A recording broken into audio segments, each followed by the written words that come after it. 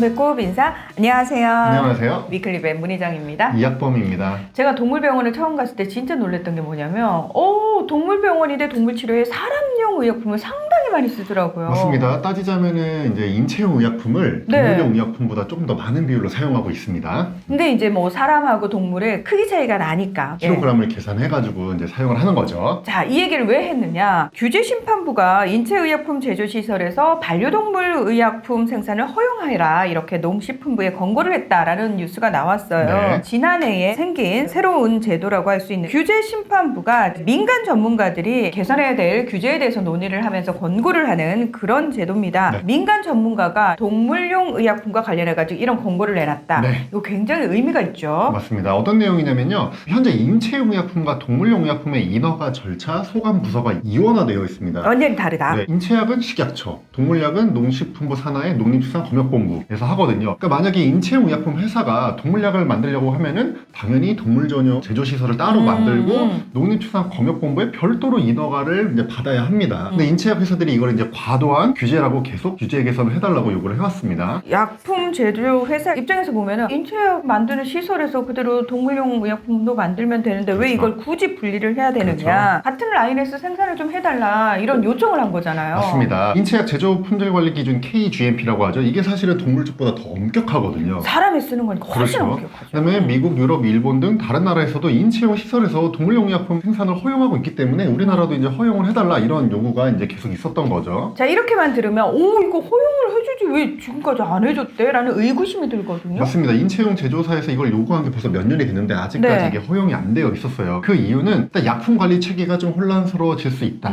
그리고 그것보다 사실 더 중요한 게 우리나라 동물용 의약품 업계가 생각보다 굉장히 영세합니다. 대형 인체용 의약품 제조사가 좀 규제 없이 손쉽게 동물 시장에 이제 진출을 하면은 동물약품 산업 자체가 존립이 어려울 수 있다. 이런 우려가 사실은 많이 먹혔죠. 네. 골목상권 침해라는 명분이었습니다. 실제로 좀 살펴보니까 아까 동물병원에서도 인체용 의약품을 더 많이 사용한다라고 말씀을 하셨잖아요. 네. 인체용 의약품 시장 규모가 2021년 기준으로 25조 5천억 원인데 네. 동물용 의약품 시장은 1조 원이 안 되는 네. 9,429억 원이라고 그래요. 맞아요. 근데 이 중에서도 반려동물 시장은 1,538억 원으로 16.7%밖에 안 돼. 와, 진짜 영세하네요. 맞습니다. 네. 국내 동물약품 업계가 이제 주로 이제 농장동물용, 축산용 제품을 중심으로 발전을 해왔어요, 그동안. 실제로 2021년 기준으로 우리나라에서 생산되는 전체 동물약의 91.1%가 이제 축산용 제품이었습니다. 그러다 보니까 이제 반려동물 의약품 시장의 경우에도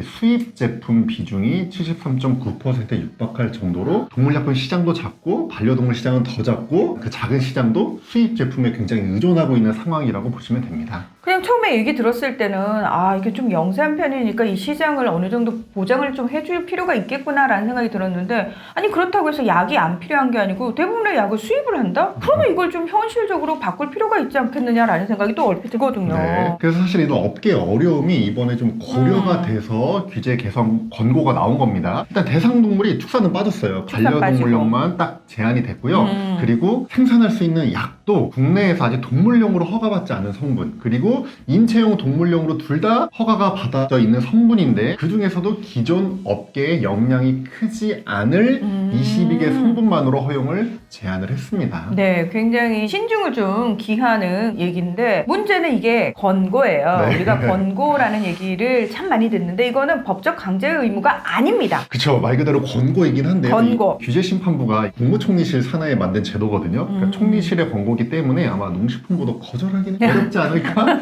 네, 그렇게 제 생각입니다. 그러면요, 실제로 이렇게 규제 개선이 돼서 네. 인체의약품 제조사가 반려동물 의약품을 이제 생산을 하게 되면은 네. 어떤 점이 좋은 건가요? 일단 정부는 좋은 효과가 굉장히 클 것으로 예상을 하고 있어요. 반려동물용 항암제, 혈압약 이런 고부가가치 의약품 생산이 좀 가능해져서 우리나라 동물용 의약품 산업이 더 성장할 거다. 그리고 고가의 수입 제품이 대체가 될 거다. 그리고 우리나라 반려동물용 의약품이 해외 수출도 가능할 거다. 그리고 무엇보다 현재 동물병원에서 동물 치료를 위해서 필요한 성분인데 동물용으로 출시되어 있는 게 없어서 사람약을 가져다가 쓰는 그런 불편함이 좀 줄어들 거다.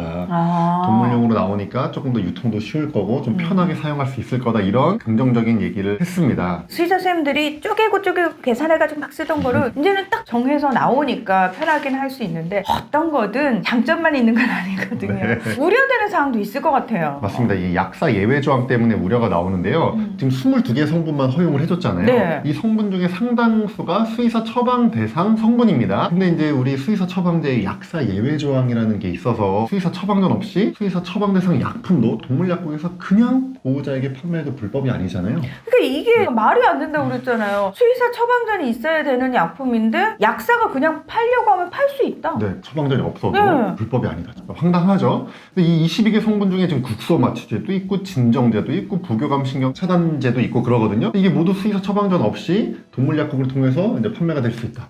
기존의 인체약품 같은 경우에는 잘 관리가 되는데 똑같은 성분을 우리나라 인체약 제조사가 동물용으로 출시를 하게 되면 처방전 없이 유통될 확률이 커지기 때문에 지금 우려사항이 나오고 있습니다. 저희가 이 약사 예외 조항 얘기하면서 항상 얘기했던 게 잘못 악용이 되는 경우가 너무 사실 두렵다. 네. 근데 위험한 약품일수록 더더욱 좀 주의를 해야 되잖아요. 네. 그러면은 그냥 규제를 푸는 데서 끝날 것이 아니라 이 규제를 풀었을 때 우려되는 부분까지 좀 고려를 맞습니다. 해가지고 그 부분까지도 신경을 써주셨으면 어떨까. 네. 무조건 푸는 게 능사는 아니거든요. 네, 맞습니다. 조금 더 신중을 기해 주시기 바랍니다. 오늘 위클리 벳은 여기서 마무리하겠습니다. 함께 해주셔서 고맙습니다. 감사합니다.